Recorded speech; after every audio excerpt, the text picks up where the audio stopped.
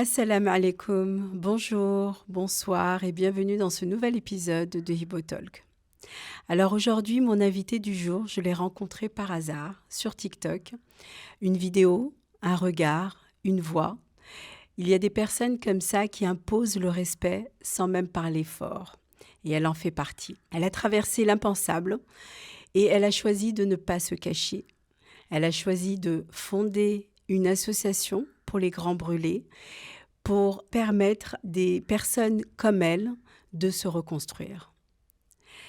Malgré le regard des autres, malgré les silences et malgré la différence. Alors je lui ai écrit tout simplement. Je lui ai dit « Moumina, je serais vraiment très heureuse de te retrouver dans mon podcast et que tu partages ton histoire avec nous. » Et elle a dit oui sans hésiter.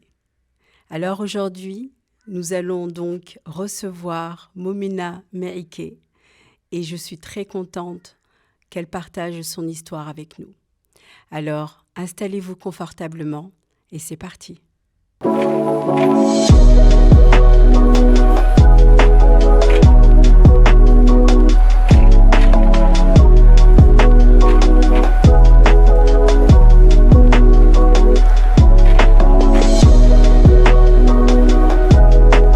Assalamu alaikum Moumina. Alaikum salam.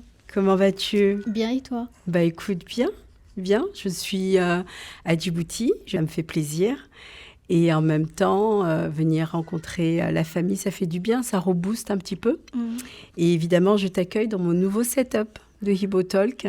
J'espère que les auditeurs et les auditrices apprécieront les efforts que je fais chaque fois pour changer de décor et pour avoir un environnement apaisant où mes invités se sentent à l'aise. Alors, est-ce que tu te sens à l'aise? Ouais, un peu stressée. Un peu stressée? Oui. T'inquiète pas. Tu vas voir que d'ici la fin du podcast, tu vas me dire que tu es très à l'aise.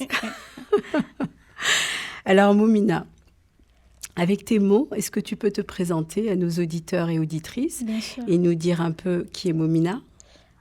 Bien sûr. Je me présente, Oui. je m'appelle Moumina, j'ai 29 ans, je suis une Djiboutienne qui habite au centre-ville d'Enguela. Et je vis avec ma mère et mon frère. D'accord. Alors, tu vis avec ta mère et ton frère, Oui. donc ton papa ne fait plus partie de ce monde, Oui. Allah yarhamo. D'accord. Et qu'est-ce qui représente pour toi ta maman et ton frère? Ma mère, j'ai pas les mots pour m'exprimer. Elle représente beaucoup de choses pour moi. C'est mon pilier, beaucoup de choses. Oui, d'accord. Oui. Et ton frère? Mon frère aussi. Mon Oui. frère, c'est le pilier de notre maison. C'est lui qui nous aide. C'est lui qui nous finance, qui prend soin de nous, moi et ma mère. D'accord. Bon. Alors, comment tu décrirais ton quotidien? Qu'est-ce que tu fais? Quelle est la journée type, en fait, de Moumina? Ma journée type, d'aller rencontrer les personnes malades à l'hôpital, D'accord. dans les services brûlés, D'accord. De Comme- l'hôpital Pelletier, de l'hôpital c'est ça? Pelletier. D'accord. Rester avec eux, écouter leurs problèmes, D'accord. aller les encourager, quoi. Donc, tu fais ça toute la journée, pratiquement. Oui. D'accord. Et est-ce que tu as des loisirs? Pas vraiment, mais j'aimerais bien aller en voyage un jour. D'accord, tu aimerais voyager. T'as Oui. jamais quitté Djibouti? Non. Djibouti-Ville? Non. D'accord. Djibouti-Ville, t'as quitté quand même. T'es allé un petit peu à Obok, à Oui. Tadjoura. Ouais, Oui, un d'accord. peu pour Tu les me vacances, rassures. pour 2-3 jours, Parce quoi. qu'on a quand même un beau pays. Oui. D'accord. Alors, Moumina, on va revenir maintenant à une période de ta vie, une période très difficile, où ta vie, en fait, a basculé. Et à ce moment-là, tu avais, je pense, 15 ans. Oui. Et c'était en 2013. Non, c'était en fin 2011, Fin début 2011. 2012. Début 2012, d'accord. Est-ce que tu peux nous raconter ce qui t'est arrivé à l'âge de 15 ans? Oui, j'étais à la maison, j'étais en train de faire la cuisine. Il n'y avait que moi et la femme de ménage à la maison. Donc j'étais en train de faire la cuisine et la gazinière a explosé sur moi. Et puis je commençais à crier. Ma mère, elle est venue de pas loin. Elle m'a emmenée à l'hôpital, à l'urgence. Après, et puis j'étais hospitalisée à l'ARIA. Après l'ARIA, j'étais 6 mois là-bas. Après 6 mois, on m'a transférée dans un autre service. D'accord. Donc en fait, en tout et pour tout, C'était tu as passé une année. une année à l'hôpital Pelletier. Oui. D'accord. Et comment ça s'est passé cette période-là de ta vie? Comment tu as vécu ces 6 mois en réanimation et ensuite les 6 mois restants dans un autre service? Oui. À la réanimation, déjà, je n'étais pas consciente. J'étais dans le coma. Après mon 6 mois de réveil, après on m'a transférée dans un autre service. J'essaie de communiquer avec les gens. C'était un peu difficile. Après quoi, c'est comme si j'étais un enfant qui commence à marcher, qui commence à parler, qui commence à regarder. Tu réapprenais tout? Oui. Comme si j'étais un enfant qui était en train de naître. D'accord. Donc c'était un peu difficile. Et j'avais pas le choix de me rétablir. Il y avait que ma mère là et mon frère. Et après, il y avait des malades aussi qui étaient avec nous. D'accord. Il y a certaines qui sortaient. Mais moi, je pense que j'étais la personne la plus... Atteinte? Oui. D'accord. Oui. Tu as été brûlée au 3e degré, c'est ça? Oui. D'accord. Donc, j'étais la dernière à rester dans le service. Et les autres, ils rentraient chez eux. Comment ça se passait, les journées là-bas? Est-ce que, j'imagine évidemment que quand tu t'es réveillée, tu as dû peut-être avoir un choc? Oui, un peu. Parce que je voyais pas mon corps, à part les pansements sur mon corps. D'accord. Et déjà, mes journées à l'hôpital, le jour que j'ai pas le pansement, j'ai passé avec les infirmiers. J'allais discuter avec eux. Et j'utilisais leur ordinateur pour regarder des films. Je descendais dans les chambres de garde pour aller discuter avec eux et tout et tout. Je passais ma journée comme ça. Mais le jour que j'ai le pansement, je fais le pansement, je reviens parce qu'après j'ai des douleurs. Oui. Je ne peux pas remarcher, redescendre de lit. Et à cette période-là, qu'est-ce qui a été le plus dur pour toi? Est-ce que ce qui était le plus dur, c'était les douleurs? Est-ce que le plus dur, c'était le moral? Qu'est-ce qui était le plus dur? Ce qui est le plus dur, c'était la douleur. La douleur. Donc, c'était très physique. Oui. Imagine le jour que j'ai le pansement, c'était le stress. Je ne mangeais pas, je ne dormais pas. Je restais éveillée jusqu'à le matin. Le matin, mon tour, quand il vient, c'est difficile. En plus, avant, il y avait l'anesthésie. Même là aussi, il y en a encore. Mais je ne faisais pas le pansement sans l'anesthésie. Parce qu'en réalité, ça fait très mal. Et à cette époque-là, tu avais des amis, un entourage, à part ta mère, évidemment, et ton frère? Tu n'avais pas beaucoup d'amis? Non. Déjà, moi, avant mon accident, j'avais beaucoup d'amis. Après que je suis rentrée à l'hôpital, j'ai réalisé que les amis ne vaut rien. Waouh, c'est fort, c'est violent. Oui, parce que j'ai vu... Le jour où je suis rentrée à l'hôpital, que j'ai ouvert les yeux, j'ai vu à travers les vitres tous les gens que je connaissais. J'ai vu qu'ils sont venus voir comment je suis devenue, pas ce que j'étais. Et j'ai réalisé que les amis ne vaut rien. Et je préférais la famille. C'est très fort ce que tu viens de dire, Momena. Oui. Que les amis, en fait, ont préféré venir te voir par curiosité pour voir comment tu étais devenue, au lieu de t'apporter le soutien dont tu avais cruellement besoin à ce moment-là. Et j'ai vu autour de moi qu'il n'y avait que la famille qui comptait, pas les amis. C'est dur. Et aujourd'hui, tu es là, avec ce joli sourire. Oui. Alhamdoulilah. Ouais. Alors, les patients qui sont dans cet hôpital, que tu as pu rencontrer pendant que tu étais hospitalisée, évidemment, j'imagine que tu as pu un petit peu converser avec ces patients-là. Non, pas à vraiment. À l'époque, non? Oui, d'accord, c'est plus tard. Oui, j'étais trop timide, je ne parlais pas avec les gens. D'accord. Il y avait une femme qui avait un mari, je me rappelle très bien. Elle disait à son mari, « J'ai faim, je vais mourir de faim !» Elle disait. Mais après, au final...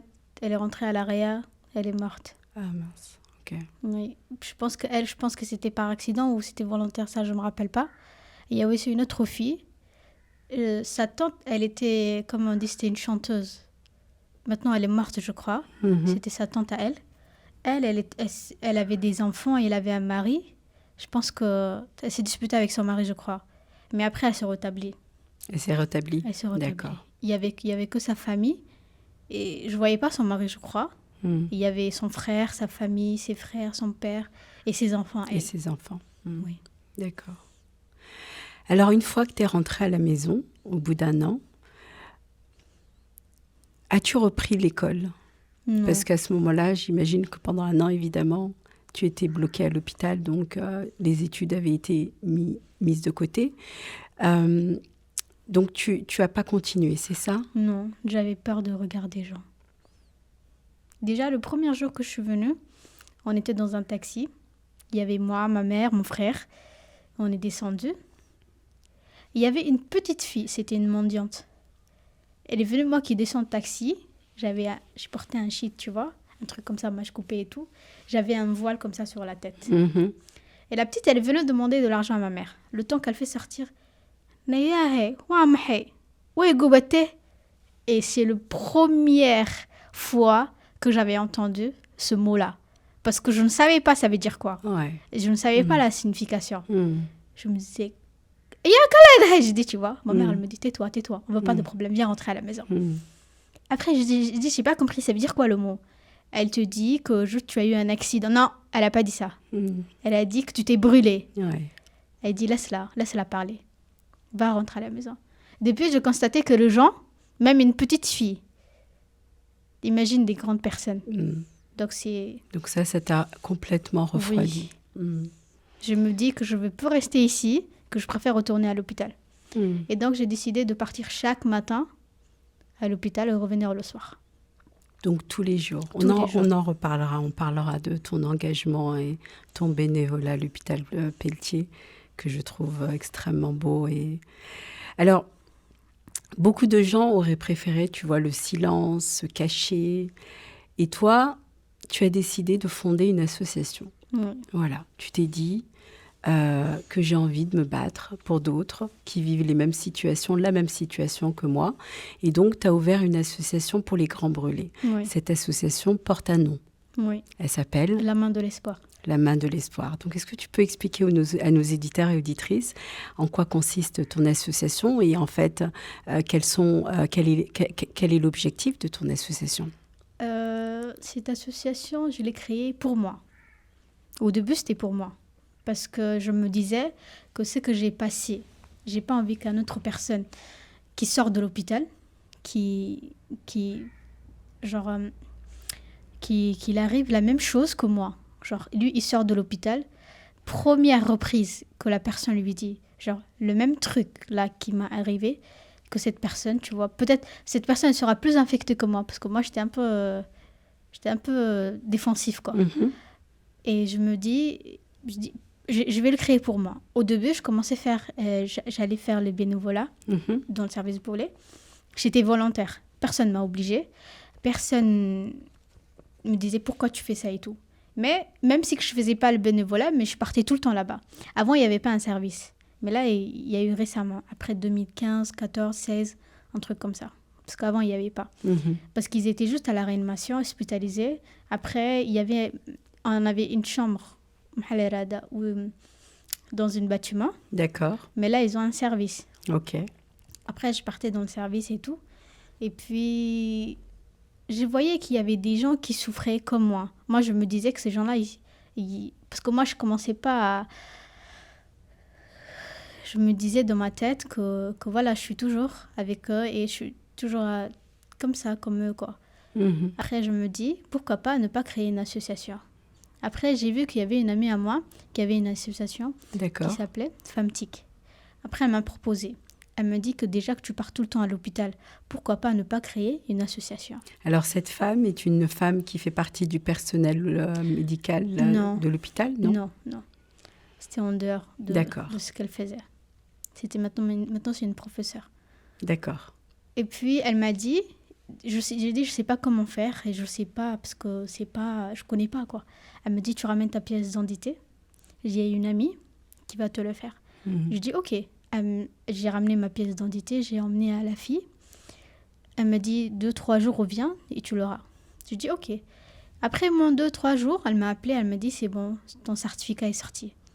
Comme quoi que tu as une association. D'accord. Elle m'a dit de ramener un an, comme ça. Je dis ok. Moi je dis grand brûlé. Déjà que c'est pour le brûlé que je vais créer cette association. Après le directeur il a dit non, c'est pas possible. Il faut changer de nom. Après j'ai réfléchi. J'ai appelé à ma copine qui travaille à l'hôpital. Je lui dit j'ai besoin d'un nom. Elle m'a dit ok, on va se voir, on va aller manger et on va réfléchir. J'ai dit ok. Après elle est venue, on est allés ensemble et tout. J'ai vu sa main et ma main. Elle a fait ça. Qu'est-ce que tu en penses, la main de l'espoir? J'ai fait ça, j'ai dit ah non, attends. Non, essaye, elle m'a dit. On a essayé, on a pris une photo, c'était beau. Après, on a dit la main de l'espoir. J'ai dit ok. Après, j'ai pris le nom le matin, j'ai dit la main de l'espoir. Après. Donc, l'association s'appelle La Main de La l'Espoir. Main de C'est l'Espoir. très joli. Et le symbole, c'est en fait le logo, c'est ta main et sa main. Oui. Qui, elle, n'est pas une personne qui a subi des brûlures, n'est-ce pas? D'accord, elle a une main. Non, c'est une main normale et une main brûlée. D'accord. Donc, ça fait la main de l'espoir. Donc, elle me tient la main comme espoir. Parce que la moitié, c'est elle qui me faisait l'anesthésie. D'accord. Et en fait, tu penses que, justement, s'engager, c'est une manière de guérir autrement? Oui. Oui. Oui. Oui. Ça t'aide beaucoup? Beaucoup même. Beaucoup. Moi, je trouve que les gens qui travaillent à l'hôpital et les gens normaux qui sont dehors, moi, je trouve que les gens qui travaillent à l'hôpital, qui savent ce que tu as enduré, ils savent ton histoire. Et ils ne peuvent pas te juger. Donc, je me dis que c'est les gens qui peuvent m'aider les plus, c'est des personnes qui travaillent à l'hôpital. D'accord. C'est pas seulement les personnes qui travaillent à l'hôpital, mais j'imagine aussi les patients, c'est ça? Parce que tu discutes avec eux, tu passes du temps avec eux, tu leur apportes ce qu'on appelle un soutien moral. Moral. Et des fois même, des fois l'espoir aussi. L'espoir, oui. Oui. D'accord. Qui peut s'en sortir. Mais il y a certaines, même si ils savent qu'ils ne peuvent pas s'en sortir, mais ils ont un peu l'espoir, quoi. Il y a certaines qui meurent. Oui, il y a certaines qui guérissent, qui sortent.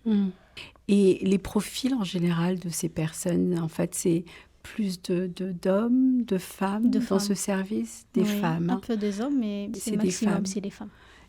Et en général, les raisons, enfin, est-ce que c'est des accidents comme toi, ou en tout cas, peut-être pas, voilà, mais un accident, ou ce sont d'autres raisons? Des fois, c'est comme on dit... Acimol? Oui. Des fois, ils ont un problème familial, conjugal.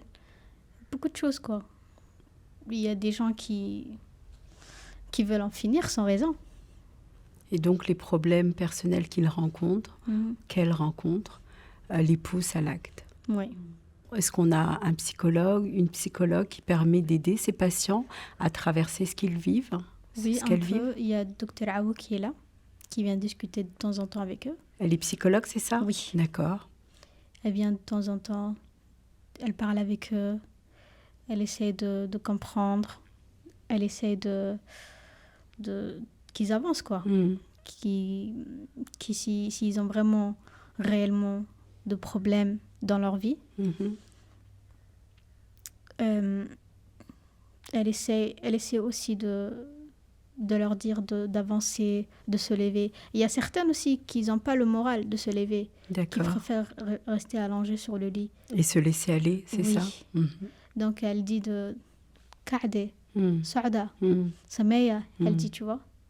Et comme ça, ils ont un peu le moral, quoi. Ils essaient de revivre.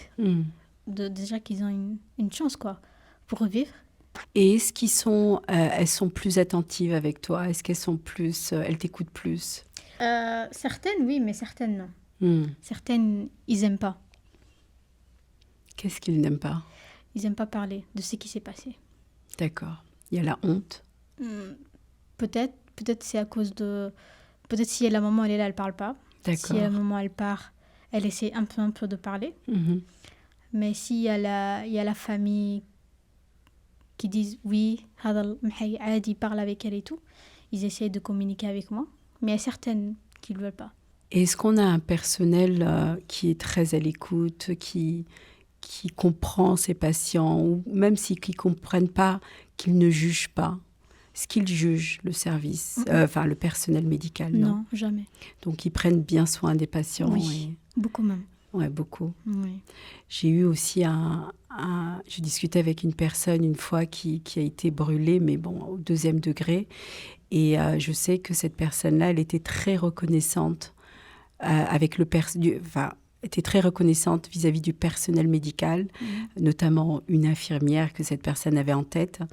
Et j'ai trouvé ça très beau. Et heureusement, et alhamdoulilah, qu'on a du personnel qui s'occupe bien de nos patients. Oui, beaucoup même. Et est-ce qu'ils ont les équipements nécessaires, le matériel nécessaire? Est-ce qu'ils ont les moyens pour vraiment s'occuper de ce service des grands brûlés? Oui, pour l'instant, oui. On a des médecins étrangers, c'est ça, qui font des greffes également. Oui. Ça a été le cas pour toi? C'était Pour des moi, médecins étrangers? Oui. Pour moi, c'était des Américains, des Turcs. D'accord. Oui, mais il y avait un médecin aussi, c'était un Cubain. Mais là, il n'est plus parce qu'il a fini son contrat. D'accord. Là, il y a un autre là. D'accord. Moi, c'était en 2012, fin 2012, comme ça, quoi. D'accord. Il est reparti en 2015. Après, il y avait une femme, après un homme, il y avait une femme encore. Maintenant, il y a un homme aussi. Il y a aussi une Djiboutienne arabe qui est là aussi. D'accord. Il y a 2 médecins. 2 médecins. Ben ça fait du bien d'entendre ça. Ça fait du bien d'entendre qu'on a un personnel déjà professionnel, efficace, compétent et qui est à l'écoute de ses patients. Oui. Oui.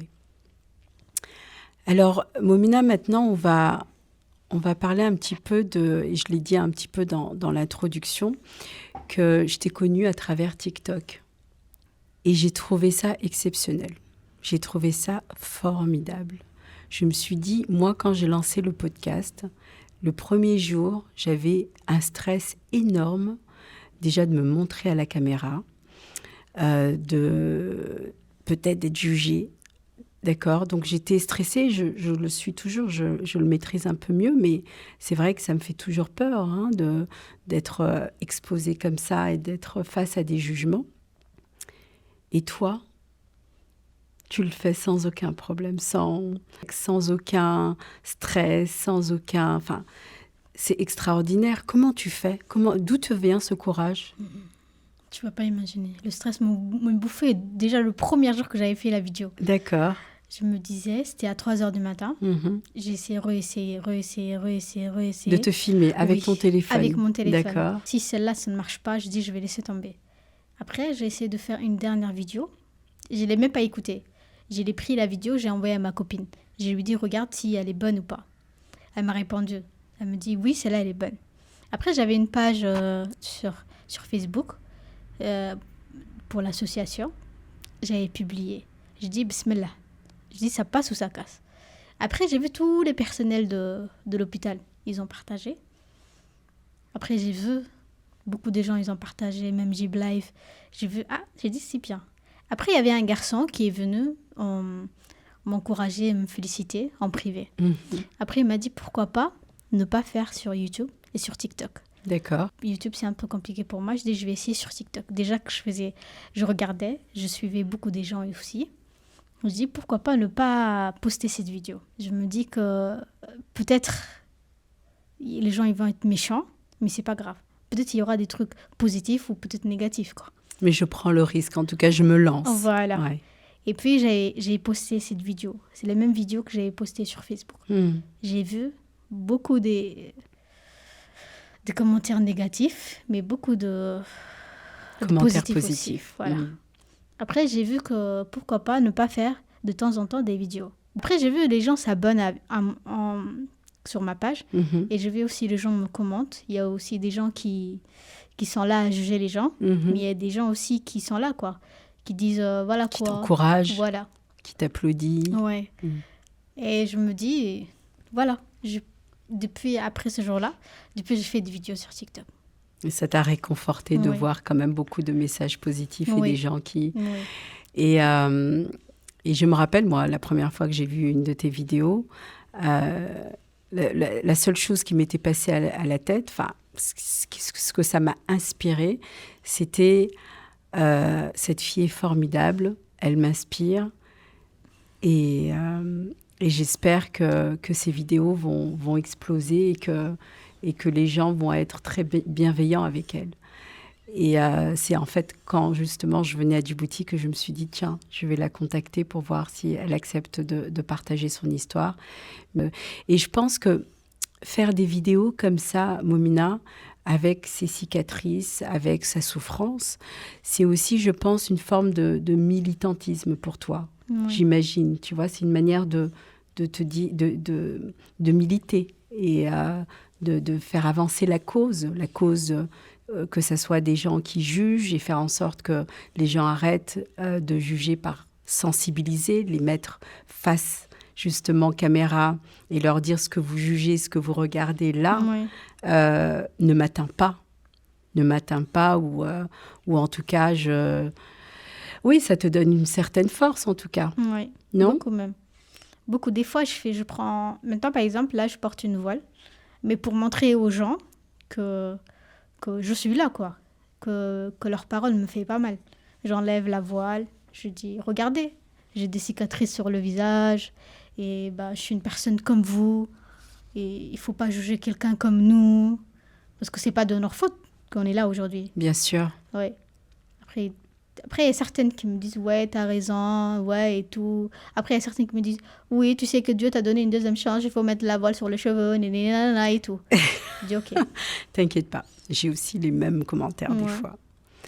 Et tu penses que les réseaux sociaux peuvent justement t'aider à ça, à transformer les choses, à changer le regard des gens, à briser le silence en quelque sorte? Ouais, peut-être un jour. Mhm. Ça va venir où un jour, quoi. Les gens, ils savent qu'il y a des gens qui existent comme... Il y a des gens qui existent comme nous, quoi. Qui sont là. Et qui vont savoir, quoi. J'espère aussi. Inch'Allah. Et on n'a pas parlé de profession, mais je pense que tu n'as jamais travaillé. Oui. Tu as tenté. Ouais, beaucoup de fois. Beaucoup de fois, mais sans raison. Sans raison, on te dit non. Oui. On t'offre pas de travail. Oui. Mm. Parce que les gens, quand ils te regardent comme ça, ils disent non. C'est pas la peine. Donc voilà. Mais je sais, j'abandonne pas, je sais encore une fois. D'accord. Et si tu devais travailler, si un auditeur ou une auditrice t'entend aujourd'hui et dit tiens, j'ai justement un poste vacant, quel type de travail tu souhaiterais occuper? Moi, franchement, n'importe quel travail pour gagner ma vie, quoi. Mhm. Que ça soit n'importe quel travail, je suis partante. Et comme indication, si tu devais donner des indications à peu près? Par exemple, je suis allée faire s'il y a une caissière ou vendeuse ou serveuse, quoi, ce genre de truc. D'accord. Et c'est là où on ne te répondait pas. Oui. D'accord. Alors j'espère pour toi que quelqu'un t'entendra et que tu pourras subvenir à tes besoins. Parce que là, aujourd'hui, comme tu disais avant, c'est ton frère qui s'occupe de la famille, Oui. de ta maman et toi-même. Et tu as tes propres besoins. Oui. Donc, un travail serait évidemment un moyen pour toi de subvenir, comme je l'ai dit, à tes besoins. Je voulais aussi te poser une question par rapport aux rêves, en fait. As-tu des rêves? Oui, aller en vacances. Aller en voyager. vacances, d'accord. Aller voyager. Et si tu devais voyager, choisir un pays, ça serait quoi? Maldives. D'accord, les Maldives. Pourquoi? La mer? Ouais, j'aime Le beaucoup soleil? la mer, oui. Ouais, d'accord. Mais tu as la mer ici. Oui, et tu vas à nos décors. Ouais. D'accord, ok. Et en termes professionnels, as-tu un rêve? Oui, Oui. oui. Être une influenceuse. Oh, d'accord. Donc, je vois qu'en fait, en faisant 1 ou 2 vidéos et maintenant 5 ou 6, ça t'a donné des idées. C'est bien? Oui, D'accord. être une influenceuse. Et je pense que tu serais parfaite Vraiment. Ouais, j'espère, Inch'Allah. Inch'Allah. Et qu'est-ce que tu as besoin pour ça? Tu sais qu'il y a beaucoup de formations en ligne, hein, Oui. gratuites et accessibles, Oui. pour te former, pour être influenceuse, pour apprendre les bases. Oui, j'essaie d'apprendre ça sur Internet. J'essaie d'apprendre sur YouTube. D'accord. J'essaie d'apprendre dans toutes les réseaux, quoi. Ouais, les plateformes sur les disponibles. plateformes, oui, Mhm. disponibles. D'accord. Bon, en tout cas, je te le souhaite. Inch'Allah. Alors, revenons à ton association Momina. Quels sont aujourd'hui les obstacles et les défis que tu rencontres dans cette association? Beaucoup de choses. Hmm. Beaucoup de choses. Comme au début, quand je l'ai créé pour avoir une finance, pour aider. Pour avoir un financement. Oui. Mhm. Pour aider Oui. les Oui. patients, enfin les grands brûlés, Oui. d'accord. Mais après, j'ai vu que personne ne veut investir sur mon association. Et quelle est la raison? La raison en général récurrente, celle qui revient tout le temps. Qu'est-ce qu'ils disent? Ils disent peut-être après, pas maintenant. On n'a pas pour l'instant. Peut-être quelques mois, quelques années. Je dis OK. Mais après, quoi, je me dis que, en plus, les gens là, les personnes brûlées, c'est pas eux, mais la famille. Quand je dis que, voilà, j'ai une association pour aider les gens et tout, ils me disent, l'agme dirta. Tu vois, on peut pas. Je dis OK. Bah, je dis à partir d'aujourd'hui, il n'y a plus l'argent, il n'y a rien. J'ai créé cette association pour vous, pour que, voilà quoi, pour que vous avancez dans leur vie, dans votre vie. Ben après quoi, j'ai constaté que les gens ils ont juste besoin d'argent quoi. Mais moi j'ai créé cette association pour que les gens sachent qu'il y a des gens comme nous qui sont là, qui se taisent en silence. Il y a des gens qui sont brûlés, Mhm. que leur famille, ils ont le moyen, ils partent en voyage Mhm. pour enlever les cicatrices et tout. Mhm. Mais il y a des gens qui n'ont pas le moyen Mhm. pour aller. Mhm.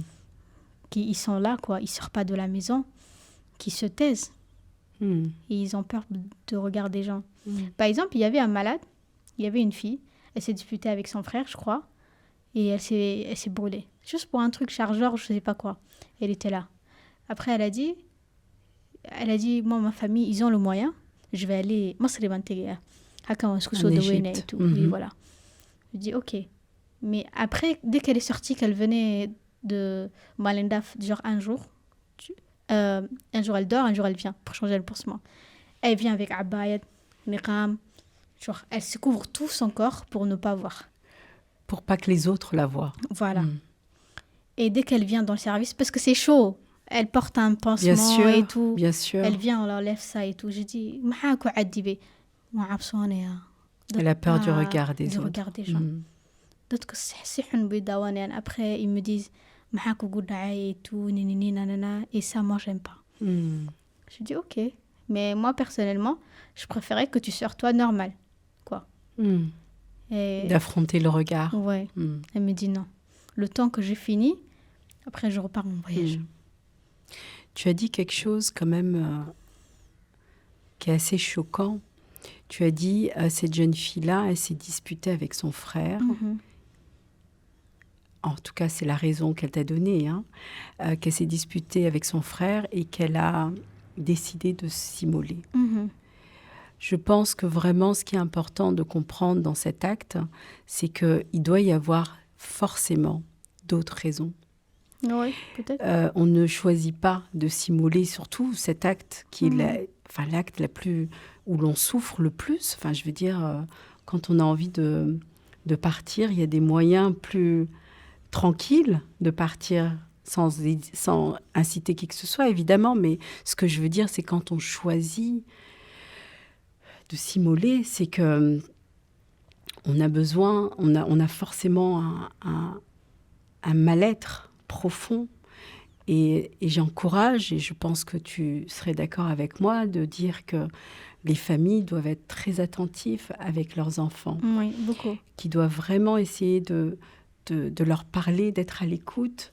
Et si eux, la famille ou l'entourage a du mal, qu'ils donnent les moyens comme un support professionnel, un professionnel en tout cas comme un psychologue, parce que c'est important avant d'arriver à l'acte d'avoir ces moyens-là, c'est-à-dire l'espace pour parler, l'espace d'être écouté, l'espace de comprendre d'où vient ce mal-être, parce que, encore une fois, passer à cet acte-là, c'est quand même terrible et pas Très normal terrible, oui. de choisir cette option.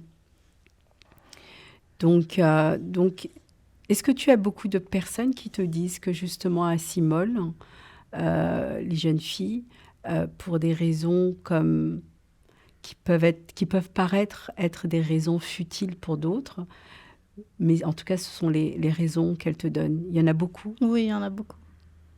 Qu'est-ce que tu leur dis quand ils te disent ça, quand elles te disent ça? Je Est-ce dis que tu rien. l'entends? Est-ce que tu comprends? Ou est-ce que tout simplement, tu ne juges pas? Non, je ne juge pas. Mm. J'essaie d'écouter. Mhm. Je dis ok, ok. Après, bon, j'essaie de, de me taire et de réfléchir, quoi. Mm. Et puis je dis, c'est pas grave, je dis, la vie avance. Mm. Il faut avancer.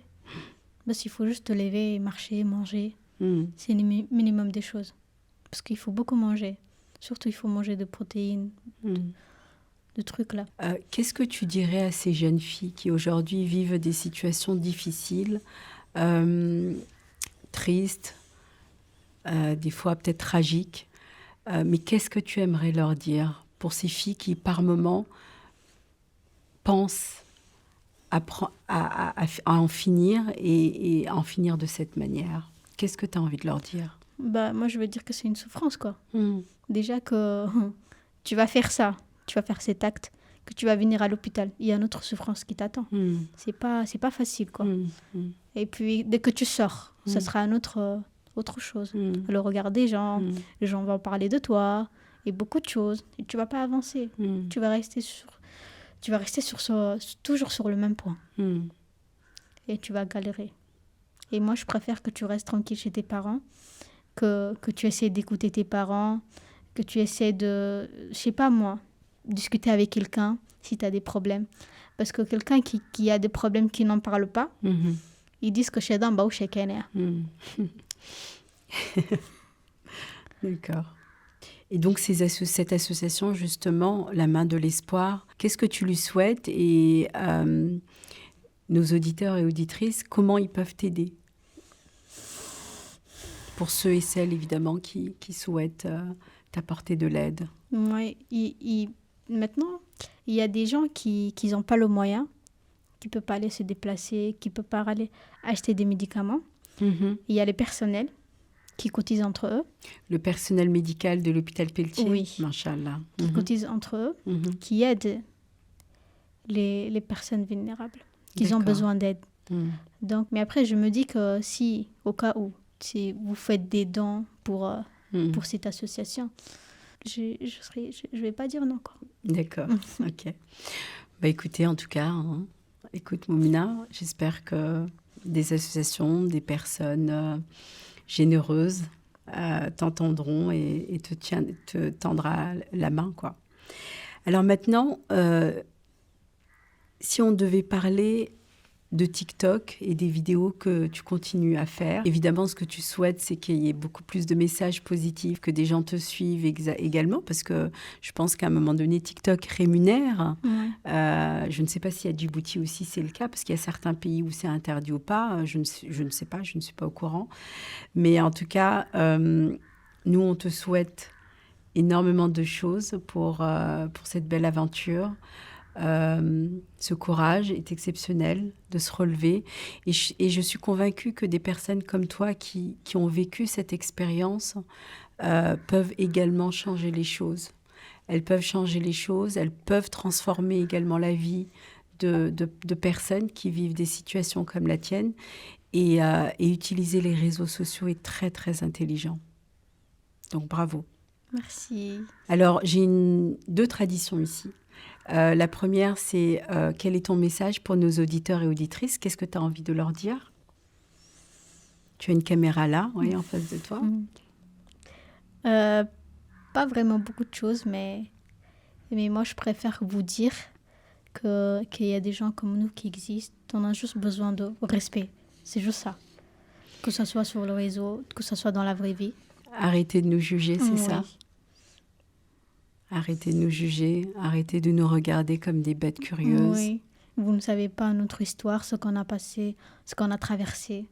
Et je préfère que vous nous considérez comme des êtres humains. C'est très fort. Très, très fort. Alors, Moumina, j'ai une tradition chez moi, une autre tradition qui est de choisir une chanson. Alors, tu choisis une chanson qui peut-être te définit ou une chanson qui définit ton parcours, à toi de voir. Mais voilà. Et si tu as une chanson en tête, laquelle? Oui, il y a une chanson que j'aime bien. Oui. C'est Dadju. Déjà, Dadju, c'est mon fan préféré. J'ai déjà une invitée qui avait choisi Dadju, je pense. C'était Zahra, je crois. Oui, d'accord. Je l'aime beaucoup. Ok. Même quand il est venu à Djibouti, même je suis allée à son concert à Kempinski. D'accord. Et malgré que je n'ai pas pris une photo avec lui, j'aime bien ses chansons. La prochaine fois qu'il revient, on va tout faire. Beaucoup, oui. D'accord. Oui, Inch'Allah. Inch'Allah. Et la chanson, c'est Bobo au cœur. Bobo au cœur. Oui. Tu l'as pas choisie par hasard, celle-là? Non, je l'aime bien. De temps en temps, je l'écoute. Et elle raconte quoi, cette chanson? Ça parle de tromperie. D'accord. Ça parle de ça. Il était trahi. Il y a une femme qui l'a trahi et après, il a chanté. Et est-ce qu'elle a un sens pour toi? Non, même pas. Donc, Dadju. Bobo au cœur. Bobo au cœur. Oui. Pas Babo, mais Bobo au cœur. Très bien.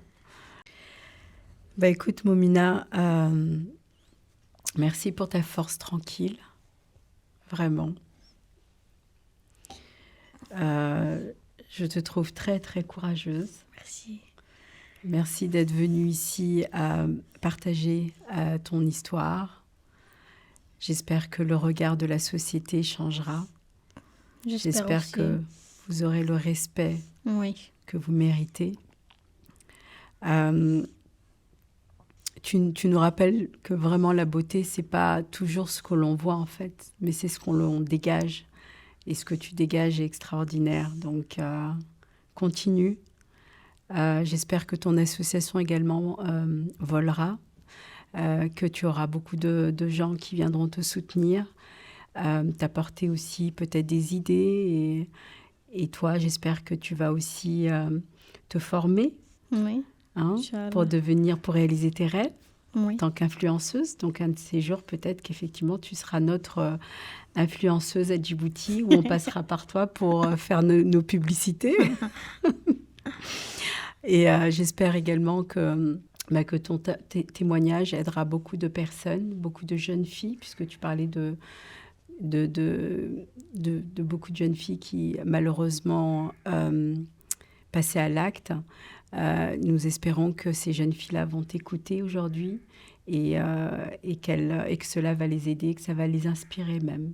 Ça va les inspirer. Et puis inspirer également tous ceux qui, comme toi, vont se dire, si Moumina y arrive, on va le faire également. Oui, j'espère aussi. En tout cas, merci. Merci d'avoir ouvert ton cœur avec nous, Moumina. Merci beaucoup. Voilà que cet épisode prend fin. Parfois, les cicatrices visibles racontent une histoire que les mots seuls ne peuvent dire. Et aujourd'hui, grâce à cette conversation, c'est une part de cette histoire que vous venez d'entendre. Il y a des parcours qui forcent le respect, il y a des présences qui imposent le silence, et il y a des âmes, comme celle de Moumina, qui nous rappellent que la dignité ne dépend pas du regard des autres, mais de la force qu'on trouve en soi quand tout semble s'effondrer. La résilience, ce n'est pas de ne jamais tomber. La résilience, c'est de se relever chaque fois en portant son histoire avec courage. Si cet épisode vous a ému, inspiré, questionné, partagez-le. Faites circuler la parole. Ouvrons la discussion. Parce que tant qu'on écoutera des voix comme Moumina, Rien n'est jamais tout à fait perdu. C'était Hibotalk, à cœur ouvert. Et surtout, n'oubliez pas de commenter, de partager, d'aimer et surtout de vous abonner à Hibotalk Podcast. Merci.